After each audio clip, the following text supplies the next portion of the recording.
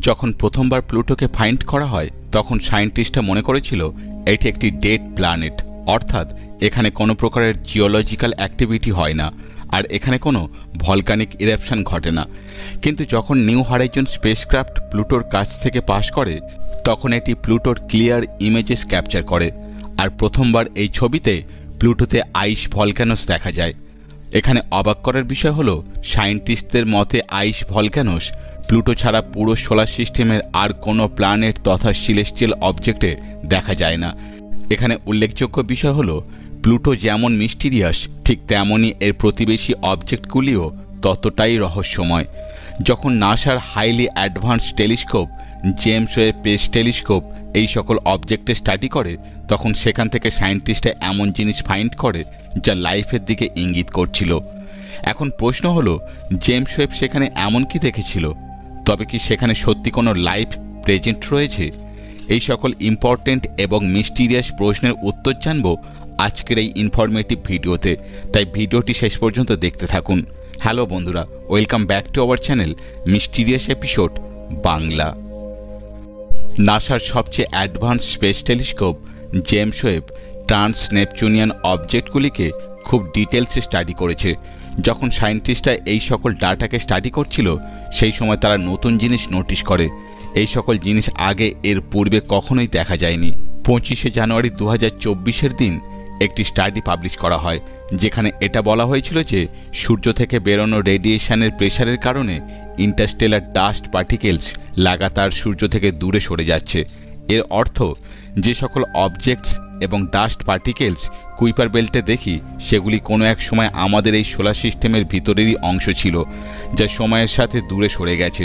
এখানে আপনাদের বলে দিই, যে সকল অবজেক্ট আমাদের পৃথিবী থেকে অনেক দূরে থাকে তাদের স্টাডি করার জন্য স্পেকট্রোস্কোপির ব্যবহার করা হয়। এই প্রসেসে অবজেক্টকে বিভিন্ন ওয়েভলেন্থে দেখা হয়। এই ওয়েভলেন্থে যে এরিয়া সবচেয়ে বেশি আলোকিত থাকে বা যে এরিয়ার কালারের চেঞ্জ হয়ে যায় সেই কালারকে ডিটেক্ট করে জানা যায় যে এই অবজেক্টে কোন ধরনের এলিমেন্ট প্রেজেন্ট আছে। এর সাথে এটাও জানা সম্ভব যে সেই এলিমেন্টের পরিমাণ সেখানে কতটা রয়েছে। এই স্পেকট্রোস্কোপির সাহায্যে যখন নেপচুনের পরে কুইপার বেল্টে অবজার্ভ করা হয় তখন সেখানে অনেক ধরনের কালার্স নোটিশ করা হয়। এই ধরনের রং বেরঙের কালার কুইপার বেল্টে ক্যাপচার হওয়ার দুটি সম্ভাবনার দিকে ইঙ্গিত করছিল। প্রথমত, হয় কুইপার বেল্টে থাকা প্রতিটি অবজেক্টে কোনো না কোনো বিশেষ ধরনের এলিমেন্ট প্রেজেন্ট আছে যা খুবই আশ্চর্যজনক ছিল, অথবা কোনো কসমিক বা গ্যালাকটিক রেস যখন এই এরিয়াতে থাকা অবজেক্টের উপর এসে পড়ে তখন হয়তো এই ধরনের ভিন্ন রকমের কালারের সৃষ্টি হয়েছে যা সায়েন্টিস্টদের চোখে পড়েছে। তবে সায়েন্টিস্টরা মনে করেন যে এই ধরনের কালারের পিছনে হয়তো এখানে থাকা অবজেক্টের লাইফের উপস্থিতি নির্দেশ করছে। কিন্তু এখানে ভাবার বিষয় হলো যে সায়েন্টিস্টরা এমনটি কেন বলল? যখন JWSTকে প্লুটোর পরে এরিস ম্যাকের দিকে পয়েন্ট করা হয় তখন বেশ সময় ধরে এখানে অ্যাক্টিভিটি লক্ষ্য করা গেছে। প্রথমে এই সকল অবজেক্টকে ডেড বলে মনে করা হতো, কিন্তু নতুন স্টাডি থেকে জানা গেছে যে এখানে কোনো না কোনো অ্যাক্টিভিটি বিদ্যমান। এরিস বা ম্যাকে অ্যাটমসফিয়ার এবং সারফেসে মিথেন এবং হাইড্রোজেনের উপস্থিতি বিদ্যমান। এটা আমরা সকলেই জানি যে এই দুটি আইস অবজেক্টস, যার মানে এখানে অধিক মাত্রায় বরফ আছে আর এর সাথে হাইড্রোজেনও উপস্থিতি রয়েছে। এই সকল এলিমেন্টকে অ্যাক্টিভ অবজেক্টের ক্যাটাগরিতে রাখা হয়। সায়েন্টিস্টদের মতে এখানে যখন কোনো অবজেক্টের জন্ম হয়েছিল তখন এই কম্পাউন্ড সেই অবজেক্টের জন্মের সাথে তৈরি হয়ে গিয়েছিল, আর তখন থেকে এখনও পর্যন্ত এখানে নতুন কোনো মেজর কম্পাউন্ড তৈরি হয়নি, কারণ নতুন কম্পাউন্ড জন্মের জন্য এনার্জির প্রয়োজন হয়। আর এই অবজেক্ট সূর্য থেকে এত দূরে রয়েছে যে এখানে পর্যাপ্ত পরিমাণে সূর্যরশ্মি পৌঁছাতেই পারে না যে নতুন কম্পাউন্ডের সৃষ্টি হবে। সায়েন্টিস্টরা প্রথমে এমনটি মনে করত, কিন্তু JWSTর নতুন স্টাডি সবাইকে ভুল প্রমাণিত করে এবং চমকে দেয়। যখন সায়েন্টিস্টরা জেমস ওয়েব স্পেস টেলিস্কোপের সাহায্যে এরিস এবং ম্যাকের DH রেশিওকে ক্যালকুলেট করে তখন তারা চমকে ওঠে। এখন প্রশ্ন হলো DH রেশিও কি, তাই না? আসলে ডিউটেরিয়াম হাইড্রোজেনের একটি আইসোটোপ। দুটির মধ্যে ডিফারেন্স হলো এটা যে যেখানে হাইড্রোজেনে শুধুমাত্র একটি প্রোটন থাকে সেখানে ডিউটেরিয়ামে একটি প্রোটনের সাথে একটি নিউট্রন কণাও থাকে, যার জন্য এর ম্যাস হাইড্রোজেন অ্যাটমের থেকে অনেক বেশি হয়। এই রেশিও থেকে কোন প্ল্যানেটের ফরমেশন, সেখানকার জিওলজিক্যাল অ্যাক্টিভিটি এবং কখন কোন ফ্রিকোয়েন্সিতে সেখানে অ্যাক্টিভিটি চলছে তা সবই জানা সম্ভব।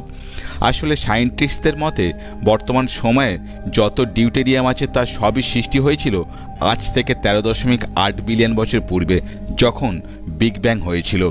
এরপর এই ডিউটেরিয়াম কোনোভাবে এই সকল প্ল্যানেটে পৌঁছে গেছিল। যদি কোনো প্ল্যানেটে অধিক পরিমাণে অ্যাক্টিভিটি হয়, সেখানে নর্মাল হাইড্রোজেনের পরিমাণ এনভায়রনমেন্টে আসা পরিবর্তনের কারণে বাড়তে থাকে, যার জন্য সেই স্থানে ডিউটেরিয়াম টু হাইড্রোজেন রেশিও কম হয়ে যায়। আর যদি কোনো স্থানে এই ধরনের কোনো প্রকারের অ্যাক্টিভিটি না হয়, তাহলে বুঝে নিতে হবে যে সেই প্ল্যানেটরি অবজেক্ট একদমই ডেড হয়ে গেছে, যার মানে সেখানে হাইড্রোজেনের পরিমাণ বাড়তে পারবে না, আর সেখানে ডিএইচ রেশিও চেঞ্জ হবে না। এই জন্য ডেড অবজেক্টের ডিএইচ রেশিও অ্যাক্টিভ অবজেক্টের ডিএইচ রেশিওর তুলনায় বেশি হয়।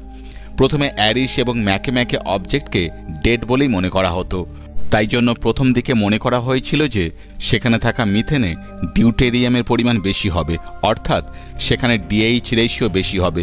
কিন্তু এমনটি একদমই হয়নি। যখন জেমস ওয়েব স্পেস টেলিস্কোপে এদের স্টাডি করে, তখন এদের দেখে এমনটি মনে হয়েছিল যে এদের কোর থেকে ফ্রেশ মিথেন রিলিজ হচ্ছে, অর্থাৎ এদের কেন্দ্র থেকে মিথেন গ্যাস বাইরের দিকে বেরিয়ে আসছে, যার মানে এই দুই অবজেক্টের কোর আজও অ্যাক্টিভ আছে, যার জন্য এদের কেন্দ্র গরম থাকতে পারে। স্টাডিতে এটাও বলা হয়েছে যে এই অবজেক্টের ভিতর জলের উপাদানও দেখা গেছে, যার মানে এই দুই অবজেক্টের বরফের চাদরের নিচে জলের সমুদ্র থাকতে পারে। এখানে কার্বনের দুই মলিকিউলস অর্থাৎ 13C আর 12C এর রেশিওকেও দেখা গেছে। আজ থেকে কয়েক বিলিয়ন বছর পূর্বে জল অ্যাস্টেরয়েড এবং কমেটের মাধ্যমে আমাদের এই ভূপৃষ্ঠ অর্থাৎ পৃথিবীতে পৌঁছেছিল। যদি এই থিওরি সত্যি হয়, তাহলে এই কমেট ওর্ট ক্লাউড আর কুইপার বেল্টের ভিতর থেকে সুদূর মহাকাশ থেকে পৃথিবীর দিকে ছুটে এসেছিল। এই কমেটেও 13C আর 12C রেশিও প্রেজেন্ট ছিল। এই রেশিও এরিস এবং ম্যাকেতেও উপস্থিতি রয়েছে, যার মানে এখানেও সেই জল রয়েছে যে জল আমাদের পৃথিবীতে রয়েছে, অর্থাৎ এই দুই অবজেক্টে সেই জল রয়েছে যা কয়েক বিলিয়ন বছর পূর্বে আমাদের এই পৃথিবীতে ছিল।